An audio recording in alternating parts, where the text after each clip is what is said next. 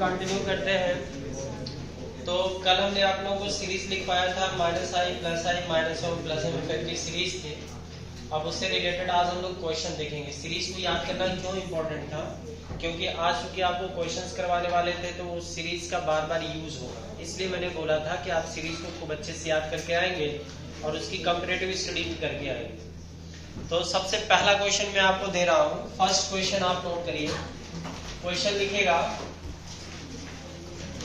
Question आप note करिए, find the order of reactivity, find the order of reactivity toward electrophilic substitution.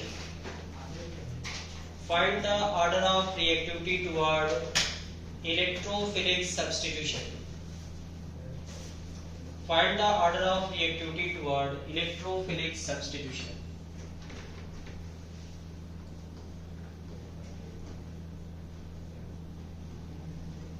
Find the order of reactivity toward electrophilic substitution.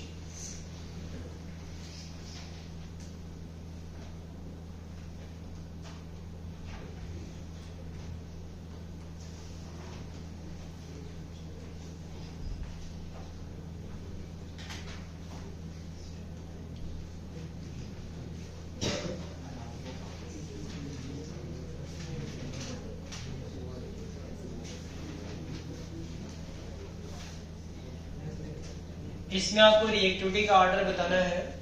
ये questions note कर लीजिए।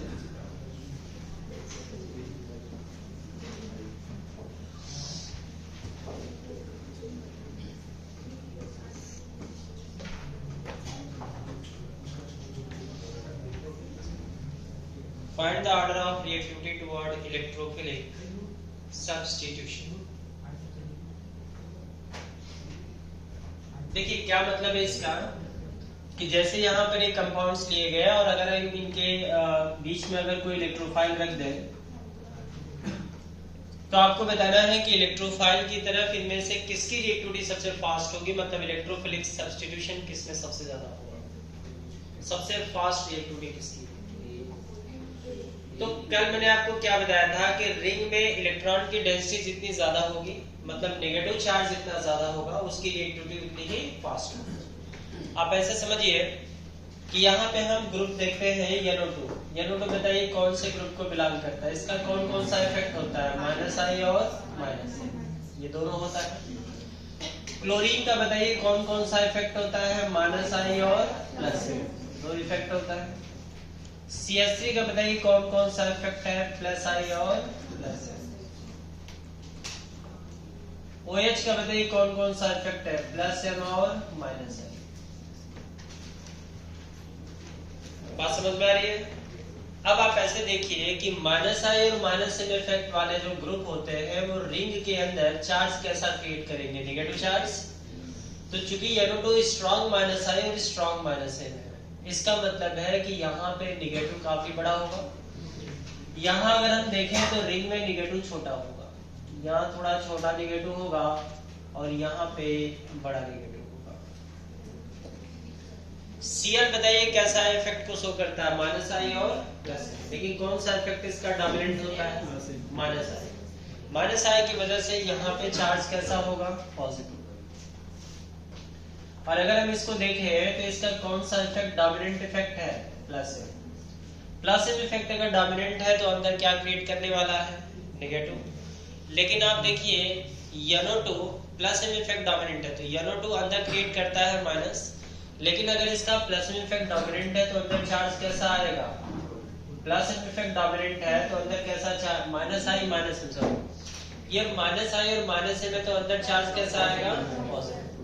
यहाँ पर देखिए +i +m तो अंदर चार्ज कैसा आएगा, नेगेटिव। यहाँ पर हम देखें तो CH3 में और OH में किसका +m ज्यादा होता है, OH का। किसका ज्यादा है, OH। आपने +m की सीरीज लिखा है ना, O- NH2 NHR NR2 के बाद OH लिखा है OH के बाद OR, फिर NHCO, फिर R लिखा है, R मतलब CH3। तो इसका चूंकि +m इफेक्ट ज्यादा हुआ तो यहाँ पे जो नेगेटिव होगा वो बड़ा नेगेटिव होगा। अब आप ऐसे देख लीजिए कि जिस रिंग के पास सबसे बड़ा नेगेटिव होगा इलेक्ट्रोफाइल उसी के पास जाने वाला है। बोलिए किसके पास जाएगा,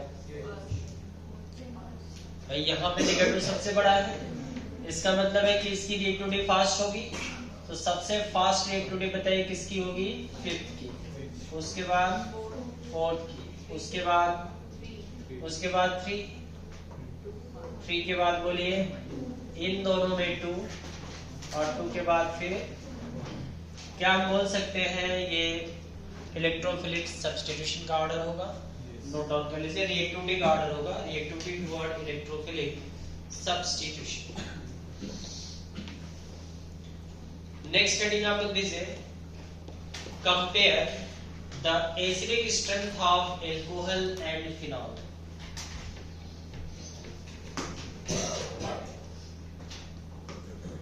Compare the acidic strength of alcohol and phenol. Compare the acidic strength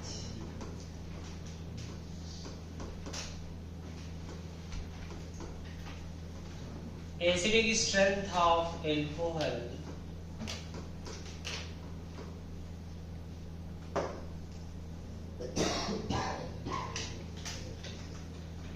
and phenol।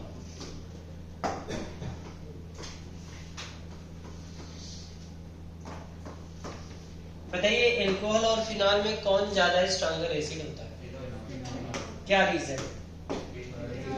आप ऐसे समझिए, अगर हमने एल्कोहल ले लिया और हमने फिनॉल ले लिया, ऐसे समझते हैं। अगर हम इसको देखना चाहें, डायरेक्ट देखना चाहें, तो डायरेक्ट देखने का तरीका अलग है, बाकी एक्सप्लेन तो इसको कर ही लेंगे कॉन्जुगेट बेस की स्टेबिलिटी से। आप बताइए इस R का कैसा इफेक्ट होता है, R का प्लस I इफेक्ट, बोलिए सामने क्या क्रिएट करेगा, माइनस। इस बेंजीन का कैसा इफेक्ट होता है, माइनस I, सामने क्या क्रिएट करेगा, प्लस। मैंने बोला था ऑक्सीजन पे अगर पॉजिटिव चार्ज आए तो एसिडिक स्ट्रेंथ बढ़ जाएगी, समझ में आ रही चीजें? देखने का तरीका ये है कि फिनॉल में चूंकि ऑक्सीजन पे पॉजिटिव चार्ज है तो इसकी एसिडिक स्ट्रेंथ ज्यादा होगी, मतलब कौन स्ट्रॉन्ग एसिड होगा, फिनॉल। लेकिन अगर आपको इसको एक्सप्लेन करना हो, एक्सप्लेनेशन अगर देना हो, तो आप इसके कॉन्जुगेट बेस की स्टेबिलिटी चेक करेंगे। इसका कॉन्जुगेट बेस कौन है, RO- और इसका कॉन्जुगेट बेस बताइए फिनॉक्साइड। एक H+ निकाल दें, अगर हम एक H+ निकाल दें तो क्या बन जाता है, कॉन्जुगेट बेस बन जाता है। क्या बन जाता है, ये कॉन्जुगेट बेस।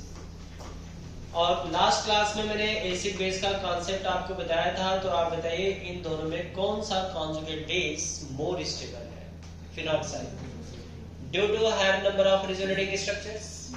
इस नेगेटिव चार्ज के अल्टरनेट पे पाई बॉन्ड है, फिर अल्टरनेट पे पाई बॉन्ड है, फिर अल्टरनेट पे पाई बॉन्ड है। इसका मतलब इसमें अगर आप इसका रेजोनेटिंग स्ट्रक्चर बनाया तो इसमें higher number of resonating structure होगा, जबकि यहाँ पे कोई भी रेजोनेंस नहीं है।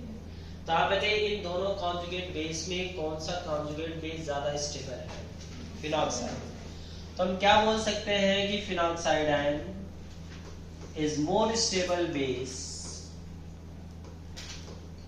Due to resonance. और ये अगर ज्यादा स्टेबल बेस है तो 2 क्लास पहले मैंने बताया था कि जो मोस्ट स्टेबल बेस होता है वही क्या होता है, वीक बेस। ब्रांस्टेड कॉन्सेप्ट में पढ़ा था, मोस्ट स्टेबल बेस क्या होता है, वीक बेस। और अगर ये वीक बेस हुआ तो इसका काउंटर पार्ट क्या होगा, strong. That is the correct explanation. Questions को 2 तरीके से करते हैं। अगर आपसे एक्सप्लेनेशन पूछा जाए तो कॉन्जुगेट बेस की स्टेबिलिटी को एक्सप्लेन करके हम एसिडिक स्ट्रेंथ को एक्सप्लेन करते हैं। लेकिन अगर आपके सामने क्वेश्चंस पड़ा हो तो आप डायरेक्ट क्वेश्चन को करने के लिए क्या चेक कर लेंगे, ऑक्सीजन पर पॉजिटिव चार्ज। समझ में आ रही चीजें? ऑक्सीजन पे जितना बड़ा पॉजिटिव चार्ज होगा उसकी एसिडिक स्ट्रेंथ उतनी ही ज्यादा होगी। ये समझ में आ रही चीजें? तो हम बोल सकते हैं कि phenol is more stronger acid than alcohols. चलिए आगे बढ़ते हैं। नोट डाउन कर लिया इसको सबने? तो आप यहां पर लिख भी सकते हैं, इसको लिख लीजिएगा, लिख लेंगे, लिखिएगा phenol is more stronger acid than alcohol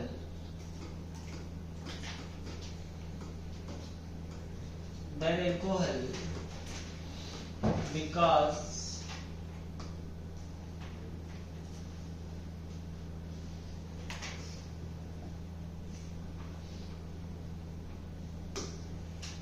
acid than alcohol because phenoxide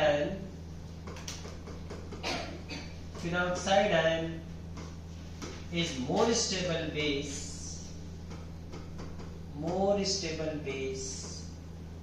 and weak base.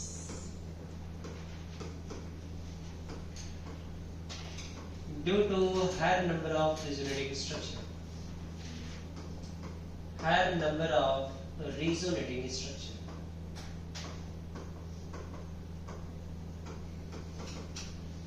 तो जो फिनॉक्साइड आयन है वो that is more stable base due to higher number of resonating structure. यही कारण है कि phenol is more stronger acid than alcohols.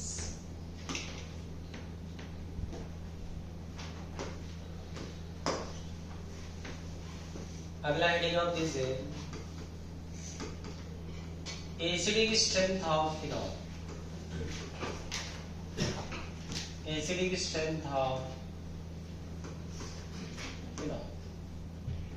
इसमें दो बातें हम आपको पहले बता दें.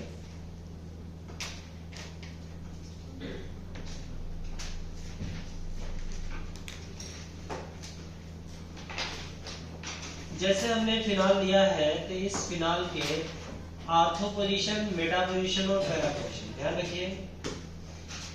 अगर हमने फिनॉल लिया है तो जो इंडक्टिव इफेक्ट है वो आर्थो पोजीशन पे मैक्सिमम होता है और पैरा पोजीशन पे मिनिमम, क्योंकि inductive effect is the distance effect. तो इंडक्टिव इफेक्ट जब हम आर्थो से पैरा की तरफ चलेंगे तो इंडक्टिव इफेक्ट क्या होगा बताइए? डिक्रीज करेगा. Inductive effect decreases from ortho to para. Ortho पे इंडक्टिव इफेक्ट ज्यादा होगा, पैरा पे कम होगा. Mesomeric effect are same at ortho and para position and does not play at meta position. Mesomeric effect meta position पे काम नहीं करता और आर्थो पैरा पे सेम रहता है. तो यहाँ पे एक नोट करके लिखिए. पहले लिखिएगा, लिखिए inductive effect decreases from ortho to para. Inductive effect decreases from ortho to para. Inductive effect decreases from ortho to para position. Ortho to para position. While mesomeric effect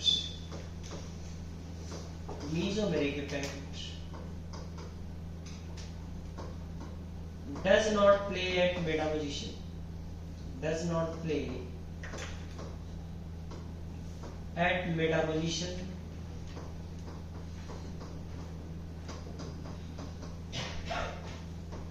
And same at ortho and para position.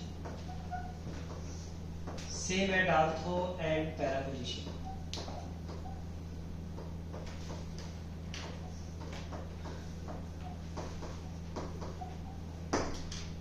क्या मतलब है इसका कि जो inductive effect है वो ortho पे maximum होगा और पैरा पर मिनिमम. मेसोमेरिक इफेक्ट आर्थो और पैरा पोजीशन पर सेम होगा, जबकि मेटा पोजीशन पे मेसोमेरिक इफेक्ट काम नहीं करता. तो इसको हम अभी थोड़ी देर में आपको एक्सप्लेन करेंगे कि जो मेसोमेरिक इफेक्ट है वो मेटा पोजीशन पे काम क्यों नहीं करता. इसको अभी थोड़ी देर में एक्सप्लेन करते हैं. सबसे पहले मैं आपको एसिडिक स्ट्रेंथ का देखने का तरीका बता देता हूँ. जैसे आप देखिए, ये हमने फिनॉल बना रखा है.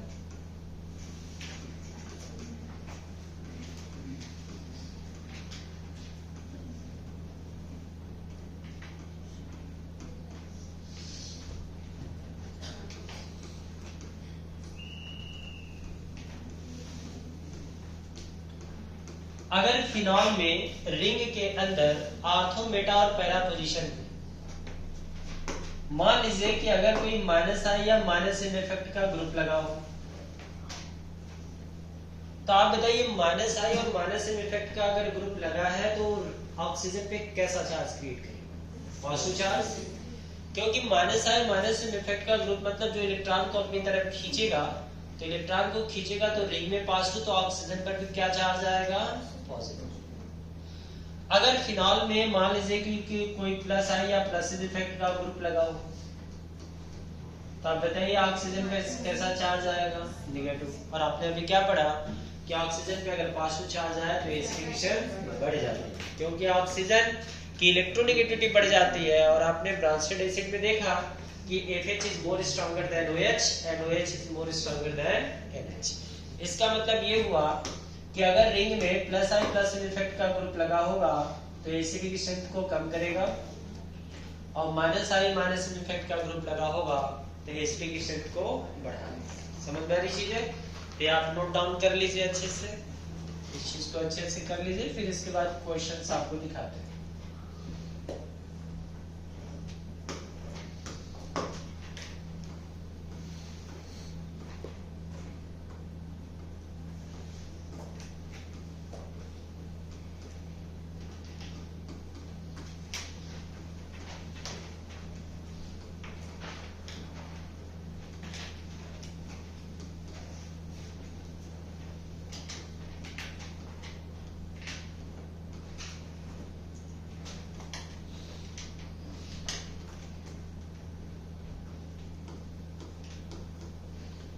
चलिए इसमें आप पीके की वैल्यू बताइए।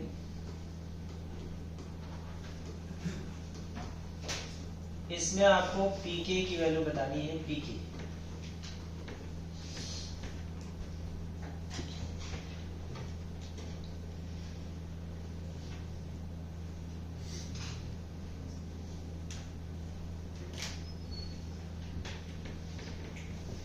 इसमें पीके की वैल्यू आप फाइंड आउट करिए क्या हो।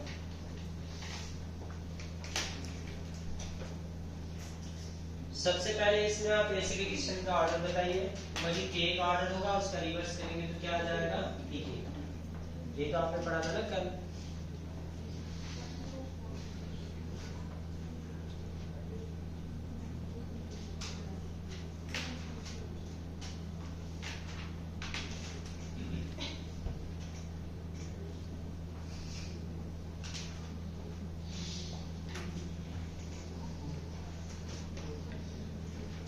चलिए देखने का तरीका मैंने क्या बताया था कल आपको।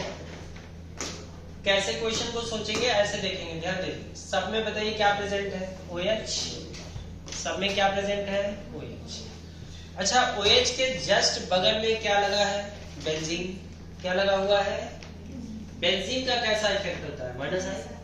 अच्छा, बेंजीन का इफेक्ट सब में कैंसिल हो जाएगा क्योंकि सब में बेंजीन है।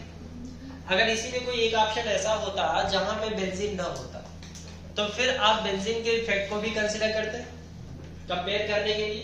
तो बेंजीन चूंकि सब में है तो बेंजीन का इफेक्ट कैंसिल हो गया। अब यहाँ पर देखिए CH3 का कौन कौन सा इफेक्ट है। इस CH3 का बताइए कौन कौन सा इफेक्ट है, प्लस आई और प्लस आई। बताइए इस CH3 का कौन सा इफेक्ट है, ओनली प्लस आई। बटा पोजीशन पे प्लस आई काम नहीं करता। अच्छा, इसका बताइए कौन कौन सा इफेक्ट है, प्लस आई और प्लस आई। क्या हम बोल सकते हैं कि आर्थो पोजीशन और पैरा पोजीशन पे मीजोमेरिक इफेक्ट सेम होगा? तो कौन सा इफेक्ट ज्यादा होगा, इंडक्टिव। आप बताइए कि यहाँ पे कौन सा इफेक्ट ज्यादा लग रहा है, इंडक्टिव इफेक्ट। यहाँ पे इंडक्टिव इफेक्ट ज्यादा होगा और यहाँ पे इंडक्टिव इफेक्ट कम होगा। तो प्लस आई प्लस एन की वजह से इस ऑक्सीजन पे चार्ज कैसा आएगा, नेगेटिव चार्ज। कैसा चार्ज होगा, नेगेटिव चार्ज। तो यहाँ पे आप ऐसा मानिए कि सबसे बड़ा नेगेटिव होगा। इससे छोटा नेगेटिव बताइए कहाँ पे होगा, फोर्थ वाले में। क्यों होगा, क्योंकि यहाँ पे इंडक्टिव इफेक्ट थोड़ा कम हो गया तो यहाँ पे नेगेटिव थोड़ा छोटा होगा। और यहाँ पे नेगेटिव तो सबसे छोटा होगा क्योंकि यहाँ पे सिर्फ एक ही इफेक्ट काम कर रहा है, इंडक्टिव इफेक्ट। अच्छा, 3 नेगेटिव मतलब बड़ा नेगेटिव।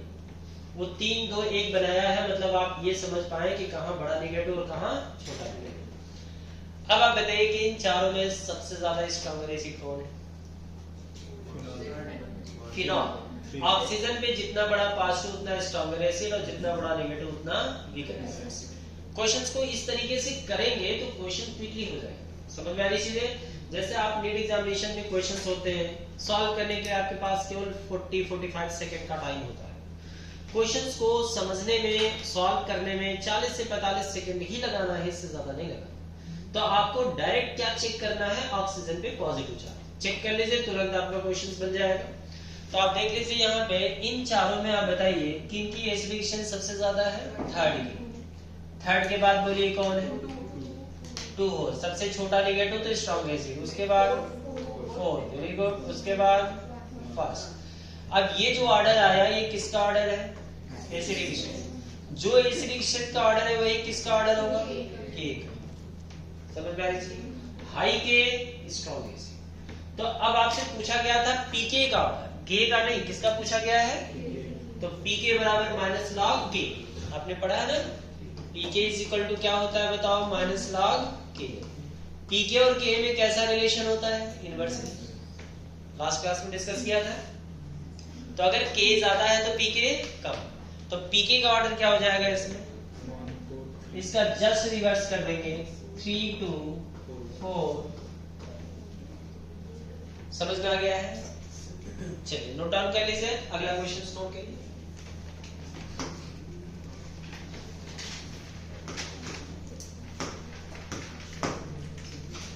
Next question,